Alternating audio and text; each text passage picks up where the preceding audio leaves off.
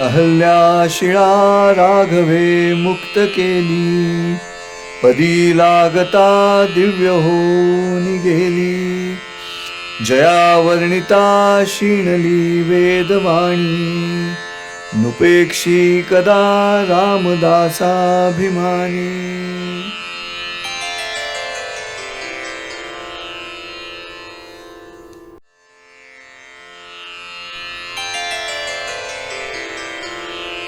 अहल्या शिला मुक्त की राम जी ने, हुई स्पर्श से दिव्य की राम जी ने. जिसे गाकर शक्ति थकी वेद स्वर की, नुपेक्षा करो दास के राम मन की.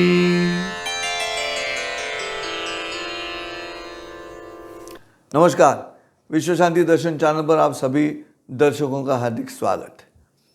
इस चैनल को शुरू हुए आज ऐसी स्थिति है 6000 तक हमारे सब्सक्राइबर्स बढ़ गए हैं और होने चाहिए. और वो इसलिए होने चाहिए कि जहाँ तक समाज के स्वास्थ्य का सवाल है, कंटिन्यूस ब्रेकिंग न्यूज़ अखबारों में जो खबरें आते हैं वो भी गलत आती हैं. ये सब सुनने के बाद मनुष्य के मन में कहीं तो अप्रसन्नता तैयार होती है और उस अप्रसन्नता को निकालने के लिए हम उन लोगों को तो रोक नहीं सकते जो वो अप्रसन्नता निर्माण करते हैं. इसलिए हमने ये विश्वधर्मी प्राध्यापक डॉक्टर विश्वनाथ कराड़ की संकल्पना से ये चैनल शुरू किया है, जहाँ पे सकारात्मक बातें हम आपसे करते हैं. और नया प्रोग्राम अभी शुरू हुआ है जो आपको बहुत अच्छा लगेगा, क्योंकि वो हिंदी फिल्मी गीतों पर है. गीतों के बोल बड़े अनमोल, और उसमें जो हिंदी गीत हैं उसमें क्या अध्यात्म छिपा है उसके बारे में आपके साथ बात की जाती है. और बात करते हैं सुनील देवधर जी, जो आकाशवाणी के प्रमुख थे कई सालों पहले. खैर, मैं भी आपके सामने एक प्रोग्राम पेश करता हूं जिसका नाम है मन के श्लोक.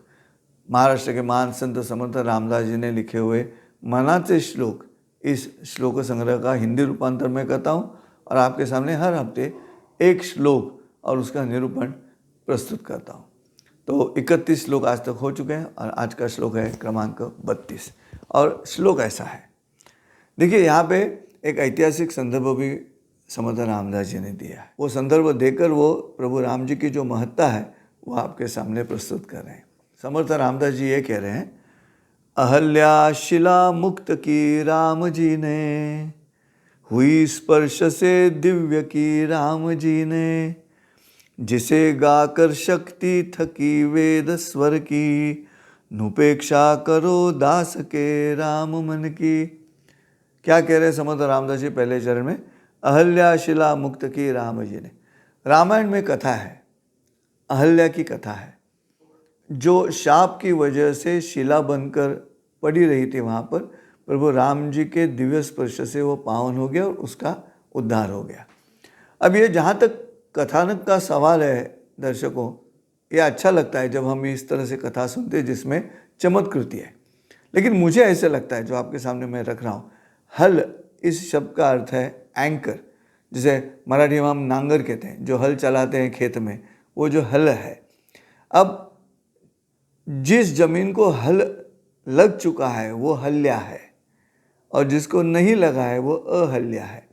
मुझे ऐसे लगता है कि मनुष्य वस्ती ना होने से जो जमीन जिस पर अनाज ही उगाया नहीं गया, वो जमीन प्रभु रामचंद्र जी के वहाँ आने के बाद अगर प्रभु राम जी ने वहाँ पे अनाज बोया होगा और वहाँ पे खेती की होगी, तो जो ज़मीन मनुष्य वस्ती नहीं थी इसलिए अहल्या थी, वो अब हल्या हो गई.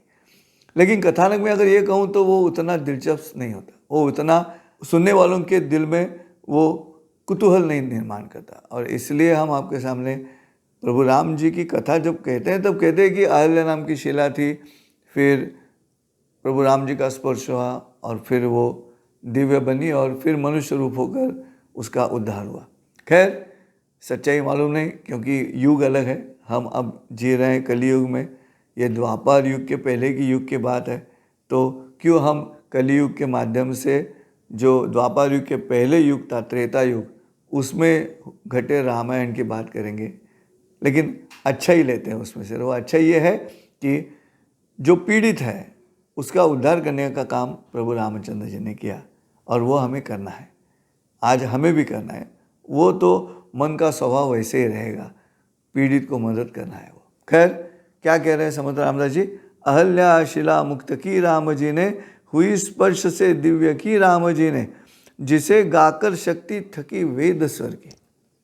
उस राम जी का वर्णन करते करते वेदों का स्वर भी थक गया, वेदों की जो वाणी है वो थक गई। क्यों? मैंने पहले या दूसरे एपिसोड में कहा था आपसे कि राम ये जो शब्द है वो कैसे तैयार हुआ। र और म ये दो व्यंजन है, ये दो व्यंजन अक्षरों के ऊपर आते हैं, इसलिए अक्षर का मतलब है नाश होना, अक्षर का मतलब जिसका नाश नहीं होता।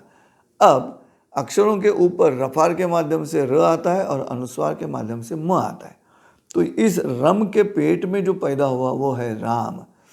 जैसे हम कहते हैं जनक की बेटी जानकी है, दशरथ का बेटा दाशरथ है, वसुदेव का बेटा वासुदेव है, वैसे ही रम के पेट में रम की जो अगली पीढ़ी है वो राम है। और इसलिए वेदों का थकना, ये जब बात आती है, अतिशयोक्ति अलंकार है लेकिन ये सच्चाई भी है।